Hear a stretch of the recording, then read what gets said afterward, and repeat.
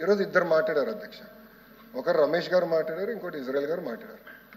ఒక ఆయనేమో 63 లక్షల మందికి వచ్చిందంటారు, ఇంకొక ఆయనేమో 57 లక్షల మందికి వచ్చిందంట. ముందర మీరు క్లారిటీ తెచ్చుకోండి ఎంతమందికి వచ్చింది. మీకే క్లారిటీ లేదు. మీ పార్టీలో ఇద్దరు సభ్యులు మాడితే ఒక్కొక్కరు ఒక నంబర్ చెప్తారు. నంబర్ 2 63 లక్షల మందికి మీరు ఇచ్చారు, మిగతా వాళ్ళకి ఎందుకు డిలే చేశారు? నేను ఆ రోజే చెప్పాను అధ్యక్ష, పిల్లలు ఫస్ట్ క్లాస్లో జాయిన్ అయిన తర్వాత అప్పార్ ఐడి ద్వారా ఏ పాఠశాలలో జాయిన్ అయ్యారో మాకు తెలుస్తుంది. అది అయిన వెంటనే మేము డబ్బులు ఇస్తాం. సేమ్ థింగ్ 10th క్లాస్ నుంచి 11th క్లాస్కి వెళ్ళినప్పుడు ఆ ట్రాన్సిషన్లో అక్కడ చేరిన తర్వాత మేము వెరిఫై చేసుకొని డబ్బులు ఇస్తాను అధ్యక్ష. మేము కట్టుబడి ఉన్నాం. ఎక్కడన్నా గ్యాప్స్ ఉంటే అధ్యక్ష చాలా ట్రాన్స్పరెంట్గా వాట్సాప్ ద్వారా హాయిగా వాళ్ళు మెసేజ్ పెట్టచ్చు. ఒకవేళ రాకపోతే ఏ కారణాల వల్ల వాళ్ళకి రాలేదో కూడా చెప్తా అధ్యక్ష. అక్కడ రిడ్రెసల్ మెకానిజం కూడా వాళ్ళ ఇంట్లో కూర్చుని ఎక్కడికి వెళ్ళాల్సిన అవసరం వాట్సాప్ ద్వారానే కమ్యూనికేట్ చేసుకోవచ్చు అధ్యక్ష. మన మిత్రాన్ని కూడా మేము పెట్టాం. రెండోది, ఇజ్రాయెల్ గారు మాడుతూ 300 యూనిట్లు కరెంటు యాప్కాస్లో పనిచేసిన వారికి, అట్లా భూమి ఉన్న వారికి మీరు ఇవ్వట్లేదన్నారు. ఎవరు పెట్టారు అధ్యక్ష ఈ రూల్స్ అని? మీరే పెట్టారు. ఎవరు పెట్టారు ఈ రూల్స్? సార్ రూల్స్ పెట్టింది ఎవరు సార్? మీరే పెట్టారు. పులివెందుల ఎమ్మెల్యే జగన్మోహన్ రెడ్డి గారు పెట్టారు ఈ రూల్స్. ఆయన రూల్స్ పెట్టారు. We are following it. కాదని చెప్పండి. మీరు ఒకటి మీరు మళ్ళీ ఇప్పుడు మాట వేస్తారు సార్. ఇదే సార్ ప్రశ్న వేయించుకుని ఇరుక్కుంటా ఉంటే ఇదే అంటారు. ఇప్పుడు నేను సూటిగా వాళ్ళకి సమాధానం చెప్తున్నా. 300 యూనిట్లు పెట్టింది ఎవరు? మీరు. యాప్కోస్కి రాకుండా చేసింది ఎవరు? మీరు. భూమి ఇంత ఉంటే ఇవ్వకూడదని రూల్ పెట్టింది ఎవరు? మీరు. తిప్పి మమ్మల్ని అడుగుతారు చాలా మంది అధ్యక్ష. రూల్స్ మీరు పెడతారు, గైడ్ లైన్స్ మీరు ఫ్రేమ్ చేస్తారు. కనీసం అంత లేకపోతే ఎల్ఓపి గారు వెళ్ళండి, పాఠాలు చెప్పించుకోండి. ఎల్ఓపి గారు మంత్రిగా ఉన్నప్పుడు ఇది చాలా క్లియర్గా వచ్చింది అధ్యక్ష. రెండోది అధ్యక్ష, గవర్నమెంట్ ఆఫ్ ఇండియా ఎంతమంది పిల్లలు చదువుతున్నారనే కానీ నంబర్స్ చెప్పారు అధ్యక్ష.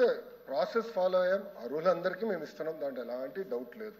రెండు, కొంతమంది పిల్లలకి 9,000 పడిందని గౌరవ సభ్యులు చెప్పారు అధ్యక్ష. అక్కడ ఏంటంటే అధ్యక్ష, మన ఎస్సీ విద్యార్థులకి కేంద్ర ప్రభుత్వం కూడా డబ్బులు ఇస్తుంది అధ్యక్ష.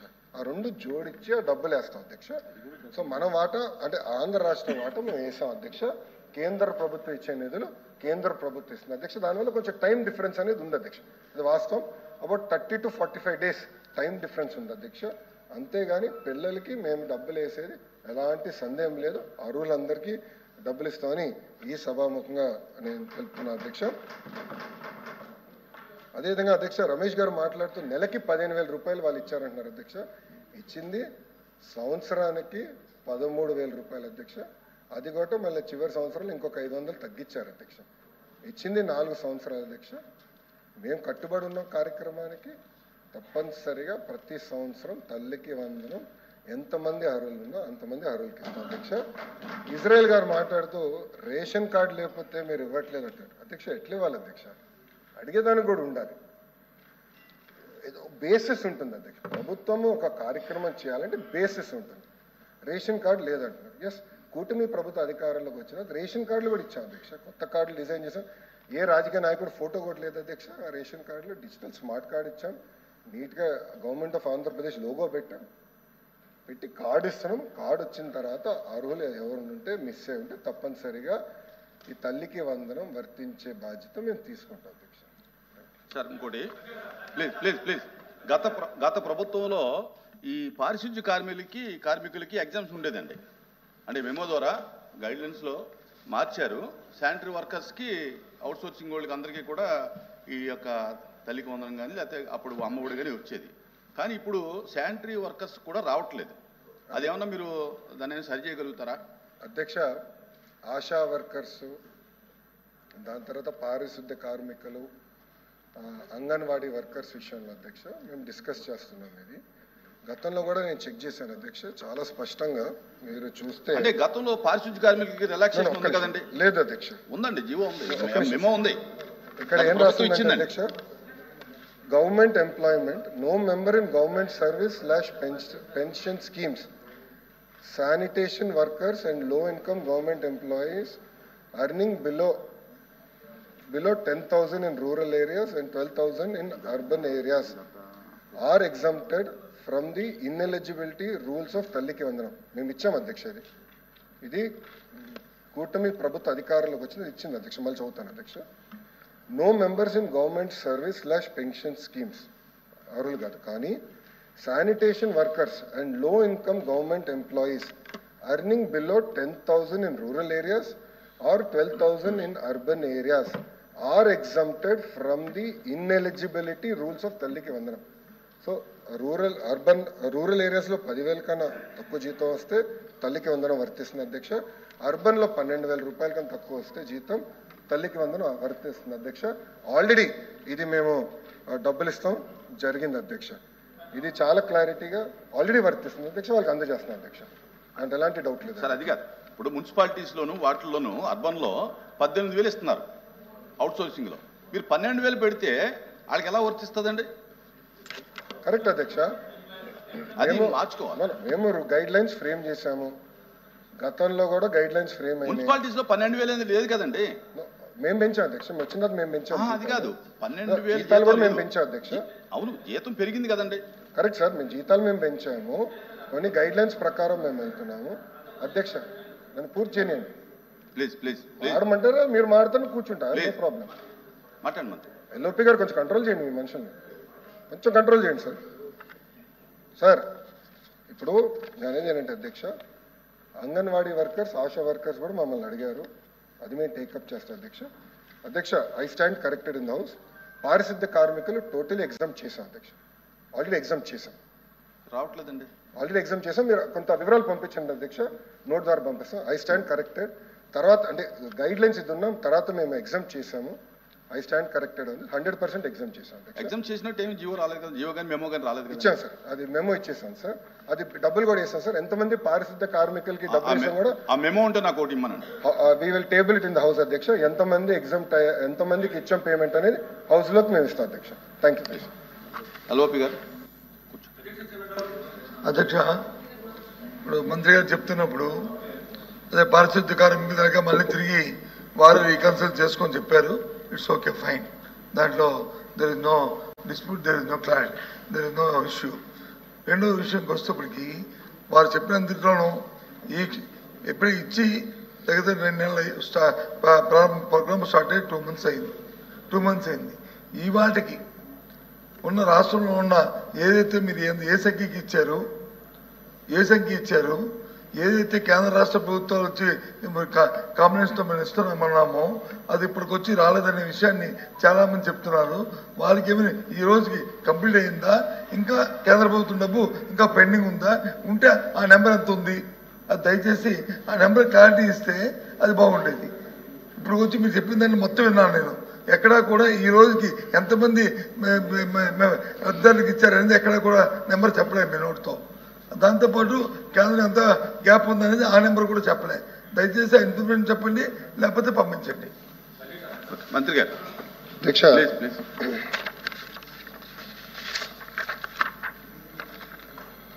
అధ్యక్ష, తల్లికి వందనం జియో 26 అధ్యక్ష, 12/6/2025లో పేజ్ నెంబర్ 4 అధ్యక్ష హౌస్లో సబ్మిట్ చేస్తున్నా. దాంట్లో చాలా స్పష్టంగా anyone among the household members employed in any central state government service PSU or getting government pension post retirement are not eligible. Sanitation workers are exempted in totality అధ్యక్ష. నేను కొంచెం misread చేశాను, my apologies అధ్యక్ష. Sanitation workers are exempted and all employees getting less than 10,000 salary per month in rural areas and less than 12,000 month in urban areas are exempted. Sanitation workers కి 100% exemption ఇచ్చారు అధ్యక్ష. జియో మీకు ఇప్పుడే ఉన్నప్పుడు దానికి 12,000 10,000 other employees అధ్యక్ష, other employees అధ్యక్ష. ఇది ఇప్పుడు నేను హౌస్ కి ఇస్తాను.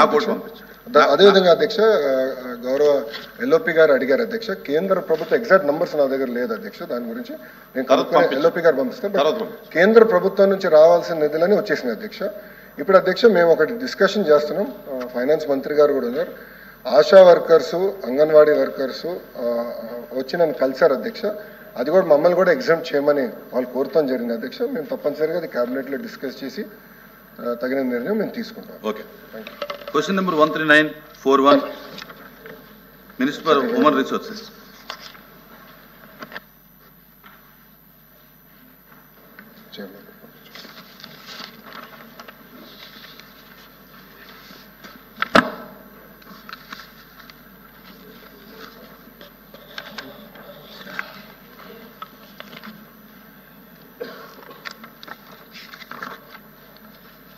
అధ్యక్ష, మొదటి ప్రశ్నకి సమాధానం అవునండి.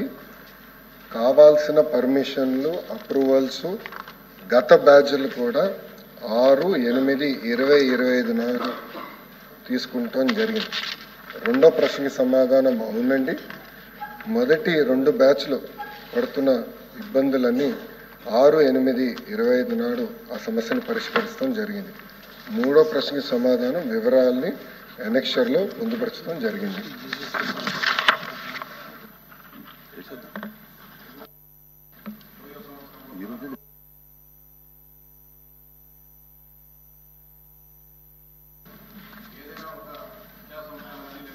సంస్థలు ప్రారంభించేటప్పుడు ప్రభుత్వం నుంచి కానీ లేకుంటే ఇతర సంస్థల ద్వారా అన్ని అనుమతులు తీసుకున్న తర్వాతనే ప్రారంభిస్తారు అధ్యక్ష. 20లో ప్రారంభించిన యూనివర్సిటీకి council of architecture of India అనుమతులు తీసుకోకుండా యూనివర్సిటీని ప్రారంభించడం జరిగింది అధ్యక్ష. ఒక్కొక్క కాలేజీలో దాదాపు 5 సంవత్సరాల పాటు చదువుకోవాల్సి ఉంటుంది అధ్యక్ష. అంటే 2020లో చేరిన వాళ్ళు ఈ 2025వ సంవత్సరంలో వారు సర్టిఫికేట్ తీసుకొని బయటకు పోవాల్సి ఉంటుంది అధ్యక్ష. 2025వ సంవత్సరం వచ్చి మొన్నటి వరకు కూడా యూనివర్సిటీకి ఆర్కిటెక్చర్ కౌన్సిల్ ఆఫ్ ఇండియా గుర్తింపు లేదు అధ్యక్ష. దీంతో విద్యార్థులు అనేక రకాలుగా ఇబ్బందులు పడడం జరిగింది అధ్యక్ష. అంటే ఎంత బాధ్యతారహితంగా గత ప్రభుత్వం ఆర్కిటెక్చర్ యూనివర్సిటీని ఏర్పాటు చేసిందంటే ఏ మాత్రం కూడా ముందు చూపు లేకోకుండా ఏర్పాటు చేయడం జరిగింది అధ్యక్ష. ఒకవేళ కడపలో ఏర్పాటు చేసేటప్పుడు అప్పటి పాలకుడు కేవలం తన బావమర్ది కళ్ళల్లో ఆనందం చూసేదానికి ఆ యూనివర్సిటీని ఏర్పాటు చేసి విద్యార్థుల జీవితాలు వారి భవిష్యత్తును సర్వనాశనం చేయడం అధ్యక్ష. దాదాపు మొన్న గత 2 నెలల క్రితం విద్యార్థులందరూ కూడా ధర్నాలు ఆందోళన చేసే నేపథ్యంలో మేమంతా హెచ్ఆర్డి మంత్రి గారి దృష్టికి వీటన్నిటిని కూడా తీసుకొని పోయినప్పుడు ఆ విద్యార్థులందరినీ కూడా ఆ రోజు పుట్టపర్తి పర్యటనకు విద్యాశాఖ మంత్రి గారు వచ్చినప్పుడు వాళ్ళందరినీ కలిపి వారి సమస్యలను మంత్రి గారి దృష్టికి తీసుకొని పోయిన తర్వాత మళ్ళీ ఆర్కిటెక్చర్ కౌన్సిల్ అధికారుల దృష్టికి తీసుకొని ఆ సమస్యను పరిష్కరించేదానికి గౌరవ విద్యాశాఖ మంత్రి గారు కృషి చేయడం జరిగింది అధ్యక్ష. ముఖ్యంగా విద్యార్థులందరి తరఫున విద్యాశాఖ మంత్రి గారికి ప్రత్యేక ధన్యవాదాలు, కృతజ్ఞతలు తెలుపుతాను అధ్యక్ష. ఇప్పటికైనా కూడా దానికి ఎలాంటి భవనాలు కానీ లేవు, ఫ్యాకల్టీ లేదు, రెగ్యులర్ ఎంప్లాయీస్ ఎవరు కూడా లేరు అధ్యక్ష. అంటే ఎంత అధ్వానమైన పరిస్థితుల్లో కేవలం తన వంది మాగాదాల కోసం అప్పటి ముఖ్యమంత్రి యూనివర్సిటీని ఏర్పాటు చేయడం చాలా బాధాకరం అధ్యక్ష. మీ ద్వారా గౌరవ మంత్రి గారికి విజ్ఞప్తి చేసేది ఒకటి అధ్యక్ష, భవిష్యత్తులో ఈ అనుమతుల విషయం ఎలాంటి ఇబ్బందులు తలెత్తకోకుండా తగు జాగ్రత్తలు, తగు చర్యలు తీసుకోవాలని చెప్పి విజ్ఞప్తి చేస్తున్నా. అలాగే ఇప్పుడు ఒక యూనివర్సిటీని ఎక్కడైనా కానీ పక్కా బిల్డింగ్లోనే ప్రభుత్వ భవనాల్లో ఏర్పాటు చేస్తారు అధ్యక్ష, నిర్వహిస్తారు. కానీ ప్రైవేటు ఒక ఇంజనీరింగ్ కళాశాలను బాడెక్కు తీసుకొని దానిలో పెట్టడం కూడా చాలా బాధాకరం అధ్యక్ష. దాన్ని బ్రహ్మాండంగా అభివృద్ధి చేసేదానికి ప్రభుత్వం ద్వారా ఏం చర్యలు తీసుకుంటున్నారు, పక్కా భవనాలలోకి ఎప్పుడు దాన్ని మారుస్తారు, అదేవిధంగా భవిష్యత్తులో పిల్లలకు ఇబ్బంది లేకోకుండా ఏం చర్యలు తీసుకుంటున్నారో తెలపాలని చెప్పి మీ ద్వారా మంత్రి గారికి విజ్ఞప్తి చేస్తున్నారు అధ్యక్ష. ఓకే, అవునా రాజేంద్ర ప్రసాద్ సిగ్నేటరీస్ ఉన్నారు అధ్యక్ష. మీ ద్వారా గౌరవ మంత్రివర్యుల్ని కోరుకునేది ఏంటంటే 2020, 2021, 21, 22, 23 బ్యాచ్లకి అనుమతి ఈ మధ్యకాలంలోనే ఆగస్టు 8, 2025న కౌన్సిల్ ఆఫ్ ఆర్కిటెక్చర్ ఇవ్వడం జరిగిందని చెప్పి చెప్పడం జరిగింది. ఇదే సందర్భంలో 2024 నవంబర్ 20న యూనివర్సిటీ ఎగ్జిక్యూటివ్ కౌన్సిల్లో ప్రిన్సిపల్ని, అసోసియేట్ ప్రిన్సిపల్స్ని తాత్కాలిక పద్ధతిలో నియమించాలని కోరారు. నియమించడం జరిగిందా లేదా అనేది ఒకటి అధ్యక్ష.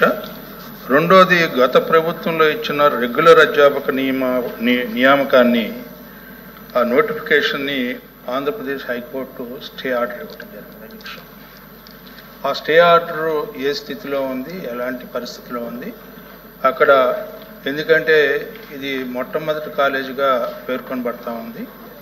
ఈ కడప ప్రాంతంలో ఈ యొక్క రెగ్యులరైజేషన్ కాన్సెప్ట్ని మనం ఇక్కడ విద్యార్థులు నష్టపోకుండా టీచర్స్ని టోటల్గా మనం ఎంప్లాయ్ చేయడం జరిగిందా లేదా అనేది మీ ద్వారా మంత్రి గారు అడుగుతున్నాను. మంత్రి గారు. అధ్యక్ష, గౌరవ సభ్యులు కొన్ని అడిగారు వివరాలు. అధ్యక్ష, అడ్మిషన్స్ అనేది 2021 నాడు ప్రారంభించారు అధ్యక్ష. కానీ ఎలాంటి అనుమతులు లేకుండా ప్రారంభిస్తాం జరిగింది అధ్యక్ష.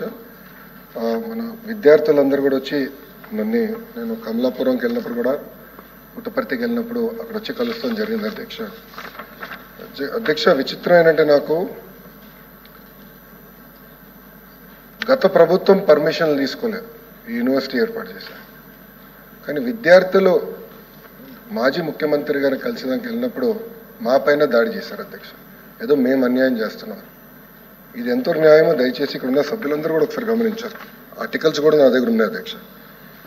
ఎందుకంటే 2 బ్యాచ్లకి పర్మిషన్ తీసుకోకుండా ఎలాంటి ప్రాసెస్ పాటించకుండా ఎలా యూనివర్సిటీ స్టార్ట్ చేశారో నాకు అర్థం అవట్లేదు అధ్యక్ష. అధ్యక్ష, వాళ్ళందరూ నన్ను కలిసిన తర్వాత మేము అది కేంద్ర మంత్రి గారితో నేను కూడా పర్సనల్గా మాట్లాడా, గౌరవ ముఖ్యమంత్రి గారు కూడా మాట్లాడారు.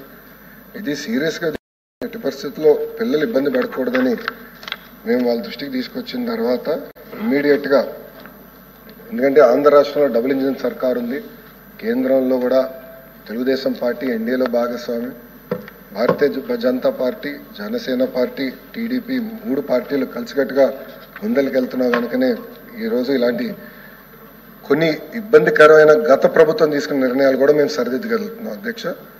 అందుకే మేము ఫాలోఅప్ చేసుకుని ఈ 2 బ్యాచ్లకి రావాల్సిన అప్రూవల్స్ మేము తీసుకొస్తాం జరిగింది అధ్యక్ష. అధ్యక్ష, పెద్దలు కొన్ని అడిగారు అధ్యక్ష. ఏంటంటే professors, associate professors, assistant professors నియామకంలో గత ప్రభుత్వంలో ఆలస్యం జరిగిన విషయం వాస్తవం. వాళ్ళు ఇచ్చిన నోటిఫికేషన్ సరిగ్గా ఇవ్వలేదు కనుక వాళ్ళు కోర్టుకు వెళ్ళారు, స్టేజ్ వచ్చినాయి.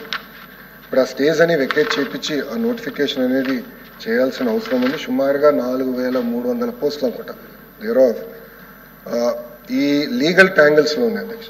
సో ఇప్పుడు మేము, ఎందుకంటే మాకు డిఎస్సి ఒక పెద్ద పరీక్ష, మంత్రిగా డిఎస్సి నాకు ఒక పెద్ద పరీక్ష, దానిపైన కూడా ఎక్కువ చర్చ ఉంది కనుక డీటెయిల్స్లోకి వెళ్ళను. కానీ డిఎస్సి అయిపోయిన తర్వాత we want to SIT resolve all legal issues. ఎందుకంటే హెచ్ఆర్డి డిపార్ట్మెంట్లో బొత్స గారు కూడా తెలుసు మ్యాక్సిమం లీగల్ ఇష్యూస్ ఉంటాయి. సో ఇది మేము రిజాల్వ్ చేయాలని నిర్ణయం తీసుకున్నాం. రిక్రూట్మెంట్ కూడా ఒక పద్ధతి ప్రకారం చేయాలనేది మన కూటమి ప్రభుత్వం నిర్ణయం అధ్యక్ష. అదేవిధంగా అధ్యక్ష, మీరు కోరినట్టు ఈ భవనాలని ఎప్పటికల్లా కడతారు అని ఎవరో సభ్యులు కోరారు. వాస్తవంగా ఇప్పుడు నేను వివరాలన్నీ తెప్పించుకున్నాను అధ్యక్ష. బడ్జెట్స్ ఎంత అవుతాయి ఏంటనేది మేము ఇప్పుడు రివ్యూ చేస్తున్నాం. నా దగ్గర రెడీగా వివరాలు లేవు. నేను తప్పనిసరిగా అదొక కార్యాచరణ రూపొందించిన తర్వాత గౌరవ సభ్యులకి నేను తెలియజేస్తానని ఈ హౌస్ తరఫున చెప్తున్నాను అధ్యక్ష. క్వశ్చన్ నెంబర్ 13978 ఫైనాన్స్ మినిస్టర్ గారు.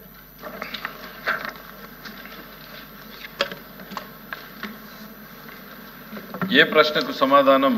శ్వేతపత్రంలో ప్రచురించిన ప్రకారం 2024 జూన్ 12 నాటికి ప్రభుత్వం మరియు ప్రభుత్వ రంగ సంస్థల మొత్తం రుణాలు చెల్లింపు బాధ్యతలు 9,74,556 కోట్లు. ప్రభుత్వం మరియు ప్రభుత్వ రంగ సంస్థల రుణాలు మరియు బకాయిల వివరాలను అనుబంధంలో పొందుపరచడమైనది. ప్రభుత్వేతర సంస్థల రుణాలు వివరాలు ప్రభుత్వం వద్ద నిర్వహించబడవు.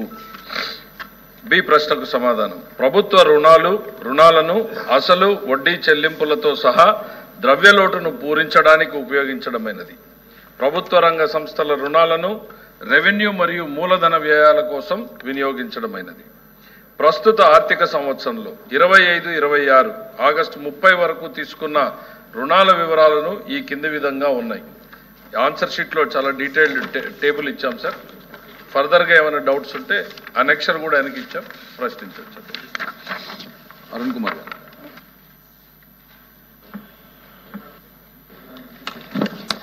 ధన్యవాదాలు అధ్యక్ష. మీ ద్వారా గవర్నర్ అయిన ఫైనాన్స్ మినిస్టర్ గారిని ఒక 3 క్వశ్చన్స్ అడదలుచుకున్నాను అధ్యక్ష. అధ్యక్ష, ఈ జిఎస్టీ రేషనలైజేషన్లో భాగంగా GST 2.0 రేషనలైజేషన్ భాగంగా చాలా స్టేట్స్ వాళ్ళ రెవెన్యూస్ తగ్గుతున్నాయి అధ్యక్ష. ఇప్పటి వరకు సుమారు ఒక 6 స్టేట్స్ ఏదైతే వాళ్ళకి ఇంక్యూర్ అమౌంట్ తగ్గుతుందో ఆ అమౌంట్ని మాకు భర్తీ చేయండి అని చెప్పి ఒక 6 స్టేట్లు ఇప్పుడు దాకా సెంట్రల్ గవర్నమెంట్ డిమాండ్ చేసింది అధ్యక్ష. అందులో తెలంగాణ కావచ్చు, కర్ణాటక కావచ్చు, ఆఖరికి ఉత్తరప్రదేశ్ కూడా బీజేపీ గవర్నమెంట్ కూడా వాళ్ళు కూడా డిమాండ్ చేస్తారు అధ్యక్ష. మరి మీ ద్వారా మంత్రి గారిని అటువంటి ప్రతిపాదన రాష్ట్ర ప్రభుత్వానికి ఏదైతే జిఎస్టీ రేషనలైజేషన్ వల్ల మనం ఏదైతే లాస్ అవుతున్నామో దాన్ని రిక్యూ చేసుకోవడానికి మీరైనా ప్రతిపాదన ఏదైనా మీ దగ్గర ఉన్నాయా, లేకపోతే దయచేసి ఆ విధంగా ఆలోచించాలని చెప్పి గౌరవ మంత్రి గారిని అడుగుతున్నాను అధ్యక్ష. రెండోది అధ్యక్ష, నిన్న ఇదే క్వశ్చన్ మీద అసెంబ్లీలో మా సభ్యులు వేసిన క్వశ్చన్కి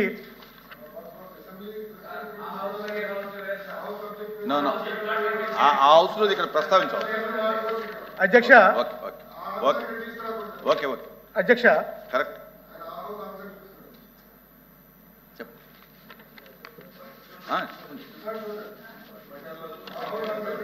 but what ever issue it was incorrect sir.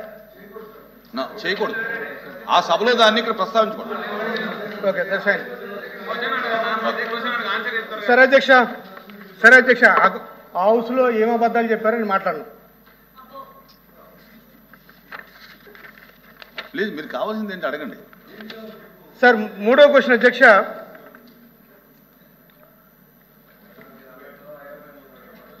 GST collection విషయంలో లాస్ట్ 15 months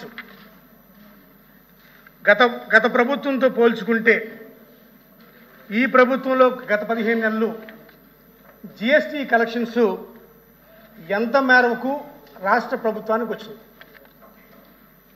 అది ఏ విధంగా మీరు స్పెండ్ చేశారు? ఒకటి అధ్యక్ష. తర్వాత అధ్యక్ష, ఈ ఏదైతే మీరు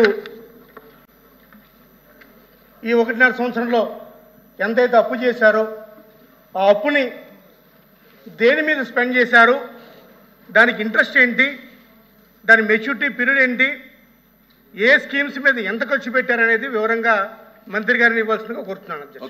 థ్యాంక్ యూ అధ్యక్ష. రవిబాబు గారు. Thank you chairman sir. ఇందులో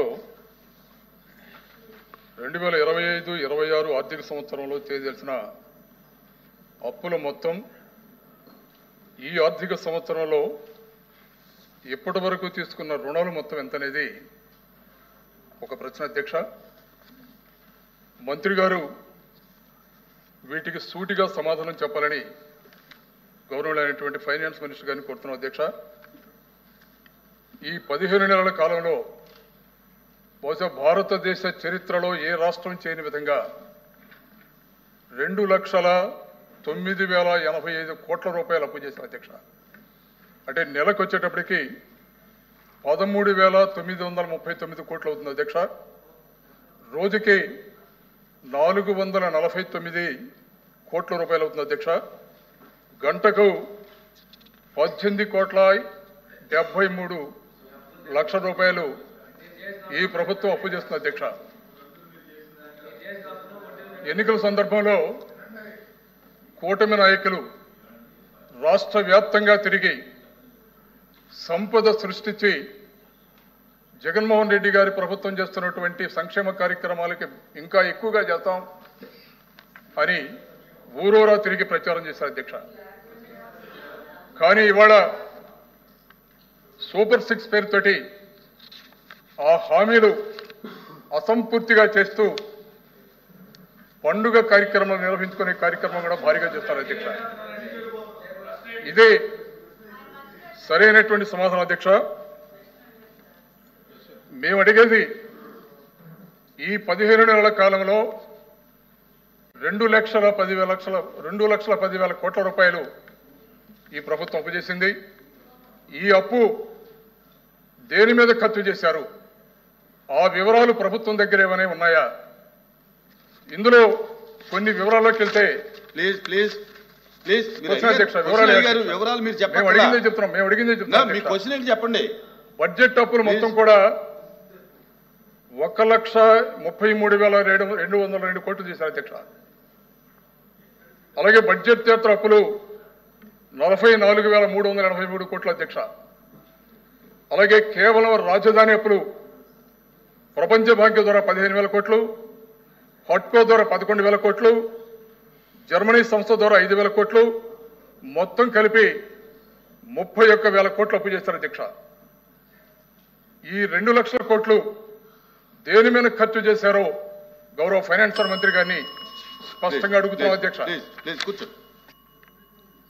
ఫైనాన్స్ మినిస్టర్ గారు. తమరి ద్వారా గౌరవ సభ్యుల్ని నేను కోరేది ఏంటంటే అధ్యక్ష,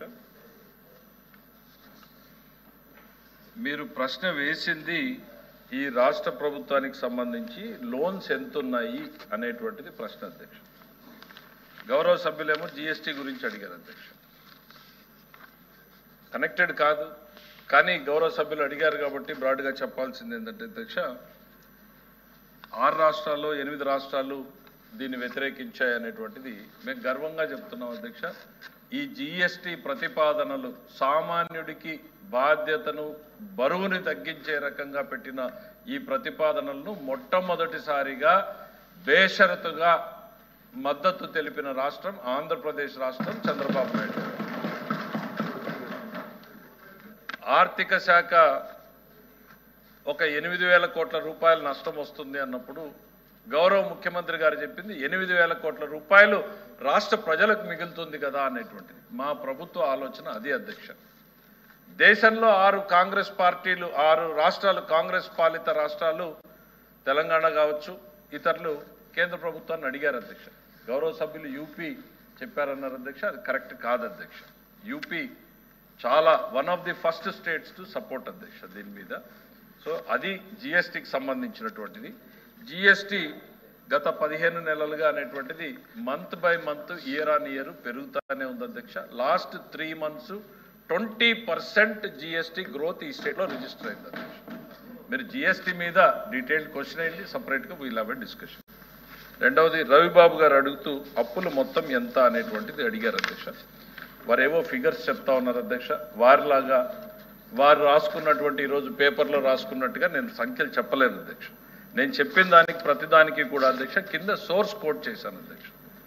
సిఏజీ ఆడిటెడ్ ఫిగర్స్ ఏవి, బడ్జెట్లో మేము అంచనాలు వేసినవి ఏవి, యాక్చువల్స్ ఏవి అనేటువంటివి ప్రతి దానికి వాల్యూమ్తో సహా నేను ఇచ్చిన ఆన్సర్లు. ఎందుకు అనంటే అథెంటిసిటీ ఉండాలి అనేటువంటిది సోర్స్ చాలా క్లియర్గా.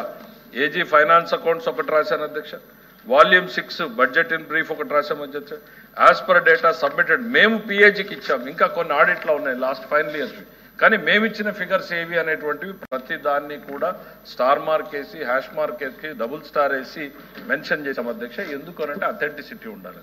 ఏ ఆధారాలు లేకుండా ఒక పత్రికలో రాసుకుని ఆ పత్రికను ఇక్కడ కోట్ చేసి దానికి నన్ను సమాధానం చెప్పమంటాం గౌరవ సభ్యులకి సరైనటువంటి విషయం కాదు అనేటువంటి చెప్పదలుచుకున్నా అధ్యక్ష. మేము వాళ్ళు అడిగినటువంటి ప్రశ్న ఏంటి అనంటే 25-26 సంవత్సరానికి ప్రతిపాదించిన మొత్తం రుణాలు మరియు ప్రస్తుత ఆర్థిక సంవత్సరంలో ఇప్పటి వరకు తీసుకున్న రుణాలు. మేము ప్రతిపాదించింది 79,226 కోట్ల 33 లక్షలు తీసుకోవాలి అనేటువంటిది మేము ప్రతిపాదించినటువంటి అప్పుల అధ్యక్ష. అంటే దాదాపు 80,000 కోట్ల రూపాయల్ని ఈ సంవత్సరం మేము అప్పులు వివిధ రూపాల్లో తీసుకోవాలి అనేటువంటిది, ఓపెన్ మార్కెట్ కావచ్చు, సెంట్రల్ గవర్నమెంట్ కావచ్చు, తీసుకోవాలి అని అనుకున్నది. ఇప్పటిదాకా తీసుకున్నది ఎంత అనంటే 35,305 కోట్ల అధ్యక్ష. కేవలం 35,305 కోట్లు. ఆల్మోస్ట్ వీఆర్ కంప్లీటింగ్ 5 months అయిపోతా ఉంది అధ్యక్ష. ఇది తీసుకున్నటువంటి ఫిగర్. వీళ్ళు చెప్తున్నటువంటి లక్షల ఫిగర్ల మీద ఎప్పుడైనా డిబేట్ కావాలి, డిస్కషన్ కావాలి అనంటే అప్రాపరేట్ ఫామ్లో రమ్మనండి అధ్యక్ష. ఈ రాష్ట్ర ప్రజలకు కూడా గతంలో ఏం జరిగింది, ఆర్థిక విధ్వంసం ఎట్లా జరిగింది అనేటువంటి దాని మీద కూడా ప్రజలు కూడా తెలుసుకోవాల్సినటువంటి అవసరం ఉంది. కాబట్టి తప్పకుండా ఆ డీటెయిల్స్ అన్నింటినీ కూడా పొందుపరుస్తాము అనేటువంటిది ఈ సందర్భంగా చేస్తున్నాం అధ్యక్ష. ఏ రాష్ట్రం చేయని విధంగా ఈ రాష్ట్రం అప్పులు చేస్తూ ఉంది అని అధ్యక్ష. నేను ఒకటి అడుగుతా ఉన్నా అధ్యక్ష. ఎఫ్ఆర్బిఎం అనేటువంటిది ఒకటి ఉంది కదా అధ్యక్ష. దాన్ని దాటి ఏ రాష్ట్రమైనా చేయగలదా అధ్యక్ష? ఏ రాష్ట్రం చేయని విధంగా మేము ఎట్లా చేస్తాం అధ్యక్ష? కేంద్ర ప్రభుత్వం వాచ్, ఆర్బీఐ వాచ్ లేదు అధ్యక్ష, కానీ గతంలో మీరు చేశారు. కేంద్ర ప్రభుత్వం కళ్ళు కప్పి ఈ రాష్ట్రంలో అనేక సంస్థల్ని, లేయర్ ఆఫ్ సంస్థల్ని క్రియేట్ చేసి ఒక సంస్థ నుంచి ఇంకో సంస్థకి, ఇంకో సంస్థ నుంచి ఇంకో సంస్థకి మీరు మనీని రూటింగ్ చేసి ఫైనల్గా బయటికి తీసుకెళ్లారు అధ్యక్ష. యాజ్ పిఎస్సి చైర్మన్గా నేను లేవనెత్తిన అభ్యంతరాలకి ఆనాటి కేంద్ర ఆర్థిక శాఖ మంత్రి ఈ రాష్ట్రం చేసినటువంటి పనికి అధ్యక్ష దేశం మొత్తం మీద కూడా సర్క్యులర్ ఇచ్చారు అధ్యక్ష. పబ్లిక్ సెక్టర్ అండర్టేకింగ్స్లో తీసుకునేటువంటి అప్పులను స్టేట్ గవర్నమెంట్ సర్వీస్ చేస్తూ ఉంటే అవి కూడా ఎఫ్ఆర్బిఎంలోకి తెస్తామని, అది మీ ప్రభుత్వ ఘనత అనేటువంటి విషయాన్ని నేను చెప్పదలుచుకున్నాను అధ్యక్ష. వీఆర్ ట్రయింగ్ టు బి అధ్యక్ష, ఆర్థిక విధ్వంసం జరిగింది. We are trying to be as disciplined as possible. Yes, కానీ ఒక వ్యవస్థని ఓవర్ నైట్ మేము రెక్టిఫై చేయలేము. అప్పులు చేయాల్సి వస్తూ ఉంది. అప్పుల్ని తిరిగి ప్రజల కోసం రెవెన్యూ ఎక్స్పెండిచర్ కావచ్చు, క్యాపిటల్ ఎక్స్పెండిచర్లు కావచ్చు యూటిలైజ్ చేయడం జరుగుతూ ఉంది అధ్యక్ష. అంతే తప్ప ఇతర అవసరాలకు ఎక్కడ కూడా మళ్లించబడడం లేదనేటువంటి చెప్పదలుచుకున్నాను. క్వశ్చన్ నెంబర్ 118 గొట్టిపాటి రవి గారు. ప్లీజ్ ప్లీజ్ అయిపోయింది. నా ఫిగర్స్ మీద ఏముంటుందండి? ఫిగర్స్ మీద ఏముంటుంది? ఈ ఫిగర్స్ మీద ఏం క్లారిఫికేషన్ లేదండి. అయితే ప్రస్తుతం ఉన్న సబ్స్టేషన్లు మరియు వాటి మంజూరు చేసిన కొత్త సబ్స్టేషన్ వివరాలు అడిగారు సార్ సభ్యులు. ప్లీజ్, రాష్ట్రంలో ఈహెచ్టి ఎక్స్ట్రా హై టెన్షన్ సబ్స్టేషన్లు 370 కూర్చోవాలి. మీరు ప్రస్తుతం ఉన్న మీరు ఫిగర్స్ మీద ఏం కూర్చోండి. 400 kV, 220 kV అండ్ 132 kV సబ్స్టేషన్లు అయిపోయింది. జిల్లాల వారీగా సభలో పెట్టడం అయినది. అదేవిధంగా ఆంధ్ర రాష్ట్రంలో 33 kV సబ్స్టేషన్లు 3575 ఉన్నవి. ప్రస్తుతం ఉన్న 33 kV సబ్స్టేషన్లు జిల్లా వారీగా వివరాలు సభలో పెట్టడం అయింది సార్.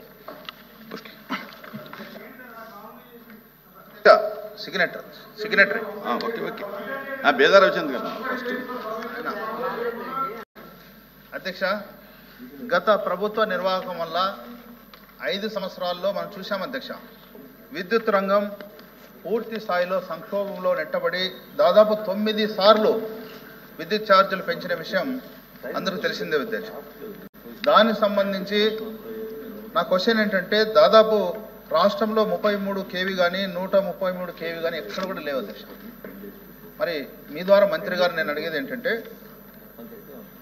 అందరికి ఉపయోగపడే 33 kV కానీ 133 kV ఈ ఉప కేంద్రాలు ఏర్పాటు చేస్తారా?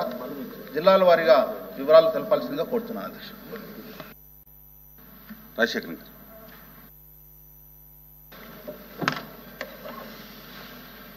కూటమి ప్రభుత్వం వచ్చిన తర్వాత మరి రాష్ట్రంలో లక్షలాది కోట్ల రూపాయల పెట్టుబడులు రావటం, అదేవిధంగా 175 నియోజకవర్గాల్లో కూడా మరి ఏదైతే ఇండస్ట్రియల్ పార్క్స్ ఏర్పాటు చేయడానికి మరి సన్నాహాలు చేస్తున్న తరుణంలో ప్రతి సంవత్సరం కూడా 6 నుంచి 8% మరి అదనపు విద్యుత్ వాడకం పెరుగుతుంది అధ్యక్ష. అదేవిధంగా పట్టణీకరణ పెరుగుతుంది. ఈ అన్నింటి మీద కూడా మరి ఒక ప్రణాళికాబద్ధంగా చర్యలు తీసుకోవాల్సిన అవసరం ఉంది. గత ప్రభుత్వంలో మరి కేంద్ర ప్రభుత్వం నుంచి ఏ విధమైన సహాయ సహకారాలు తీసుకోకపోవడం వల్ల మరి విద్యుత్ కొరత కూడా ఉన్నది అధ్యక్ష. ఈ కూటమి ప్రభుత్వం వచ్చిన తర్వాత కేంద్ర ప్రభుత్వ పథకాలైన సూర్యగారు కానీ అలాగే పిఎం కుసుమ్ కానీ ఇలాంటి పథకాలన్నీ కూడా అడాప్ట్ చేసుకుని విద్యుత్ రంగంలో మరి ఏ విధమైన సంక్షోభం లేకుండా 24/7 గృహాలకు కానీ అలాగే వ్యవసాయ రంగానికి కానీ పరిశ్రమలకు కానీ కొరత లేకుండా ఏ విధమైన చర్యలు తీసుకున్నారో తెలియజేయాలని కోరుతున్నాను అధ్యక్షుడు గారు. మంత్రి గారు.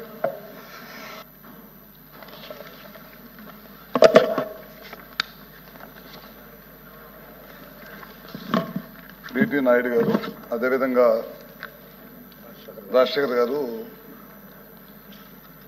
33/11 kV సబ్స్టేషన్లు అట్లానే 132 సబ్స్టేషన్స్ లేవని చెప్పి అన్నారు సార్. అదొకటి. అదేవిధంగా రాజశేఖర్ గారు అడుగుతారు 175 కాన్స్టిట్యున్సీలో ఇండస్ట్రియల్ పార్కులు, అదేవిధంగా రాష్ట్రంలో 6 నుంచి 8% పౌర వినియోగం పెరిగింది.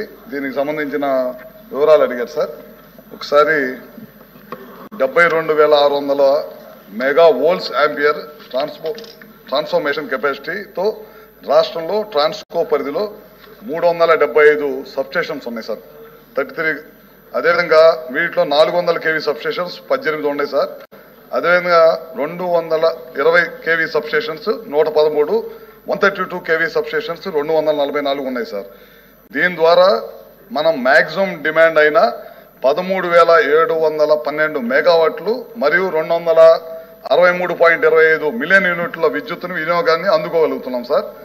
గృహ పారిశ్రామిక వ్యవసాయం గల భవిష్యత్తు డిమాండ్ని తీర్చడానికి మరియు నెట్వర్క్ ఓవర్లోడ్ తగ్గించడానికి లో వోల్టేజ్ సమస్యలను తగ్గించడానికి ప్రస్తుతం రూపాయలు 5,500 కోట్లతో 68 చోట్ల ట్రాన్స్కో పనులు జరుగుతున్నాయి సార్. అదేవిధంగా వీటితో పాటు 14 ప్రాంతాల్లో సబ్స్టేషన్ నిర్మాణం జరుగుతుంది. దీన్ని భవిష్యత్తు అవసరాల కోసం నిర్మిస్తా ఉన్నాం సార్.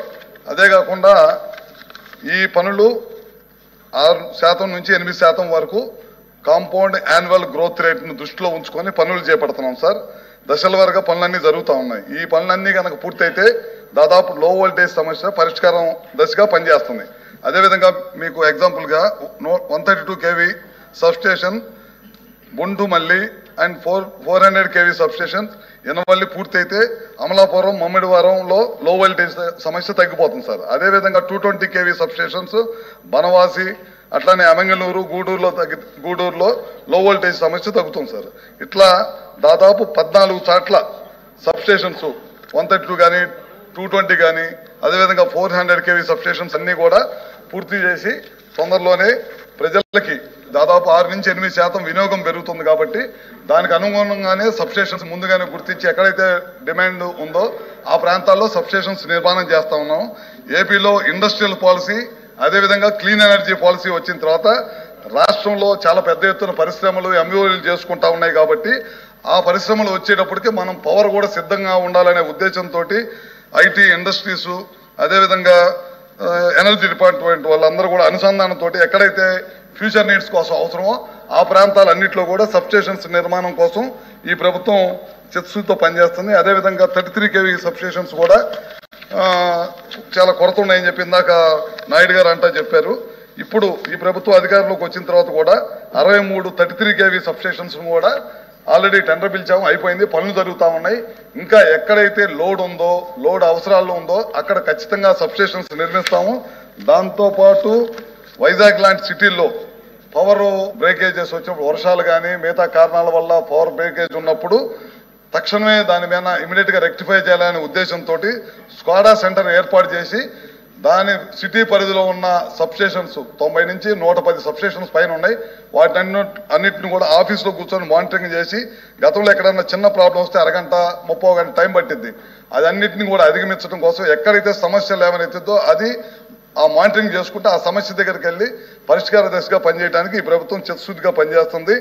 ఇందాక అన్నట్టు ఏ విధమైన సమస్య ఉన్నా సరే లో వోల్టేజ్ సమస్య ఉన్నా సరే ప్రభుత్వం దృష్టికి తీసుకొస్తే తక్షణమే ఈ ప్రభుత్వం ఈ సంస్థ పనిచేయడానికి సిద్ధంగా ఉందని మీ ద్వారా సభ్యులకు తెలియజేస్తున్నాం sir. Question number 13929 minister for human resources.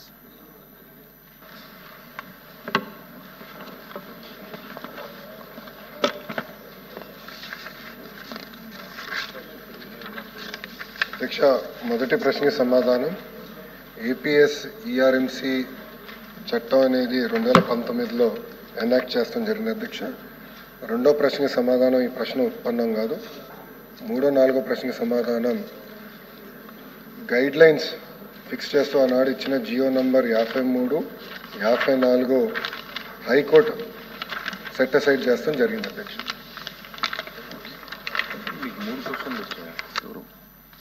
Short list పుడిపూడి 3. ఆనరబుల్ చైర్మన్ సార్, ఈ ప్రశ్న మీద మాట్లాడే అవకాశం ఇచ్చినందుకు మీకు కృతజ్ఞతలు. ముఖ్యంగా ప్రాథమిక విద్య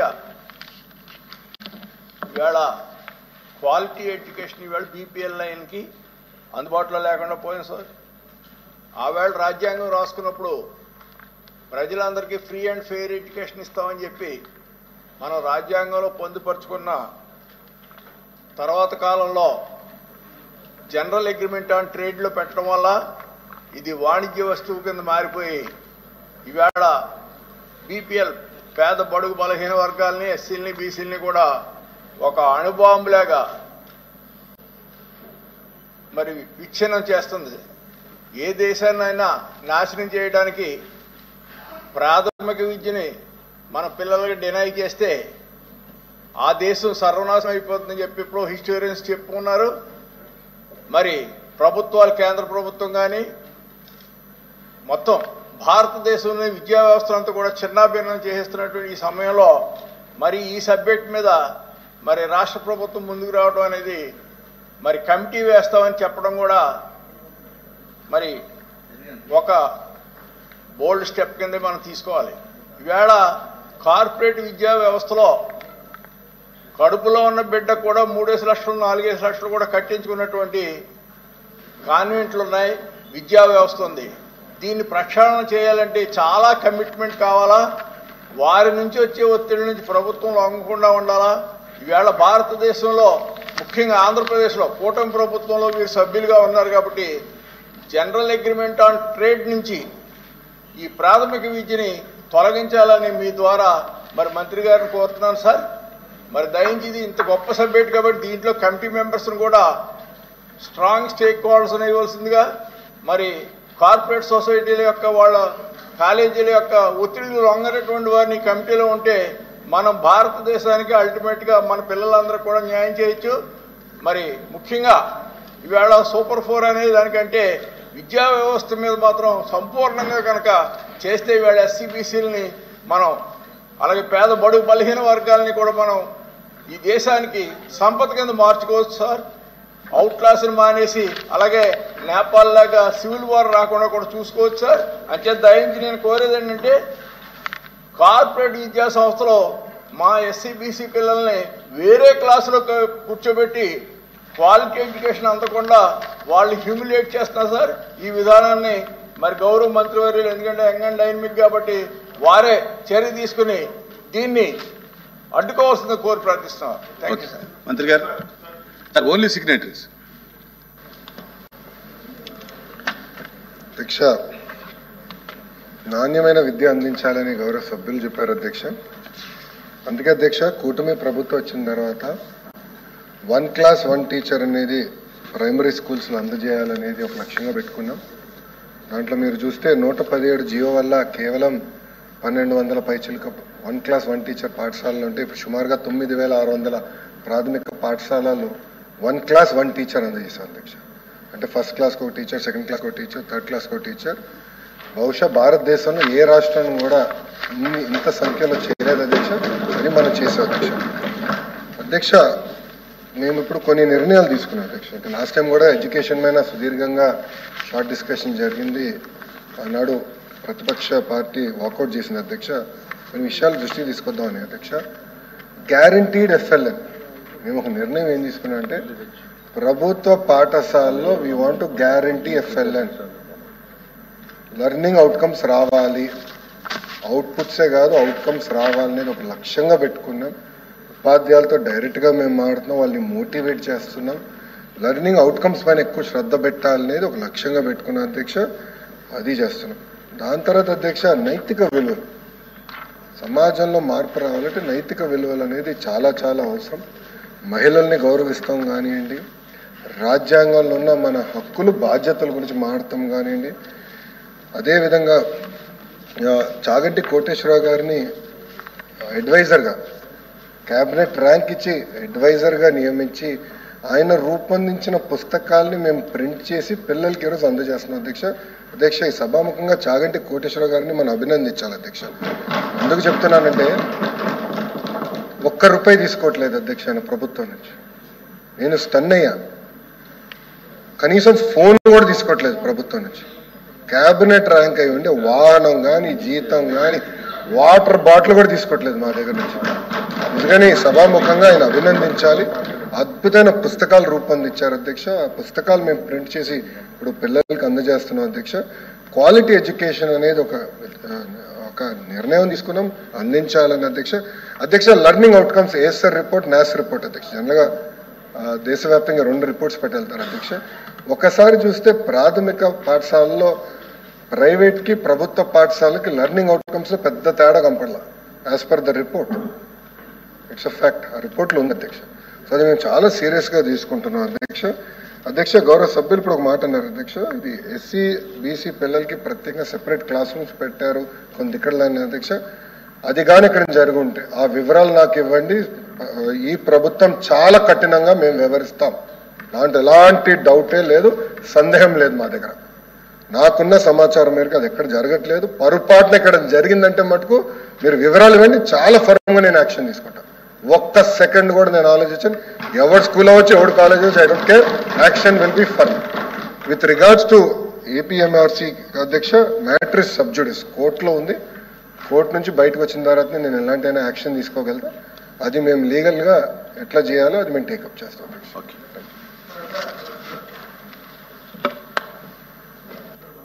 సమాధానం చెప్పింది. Sorry for intervention sir. ఎందుకంటే సభ్యుడు అడిగిన ప్రశ్నకి మంత్రి గారు చెప్పిన సమాధానానికి ఎక్కడ దగ్గర పొందలేదు సార్. ప్రైవేటు కార్పొరేట్ పాఠశాలలో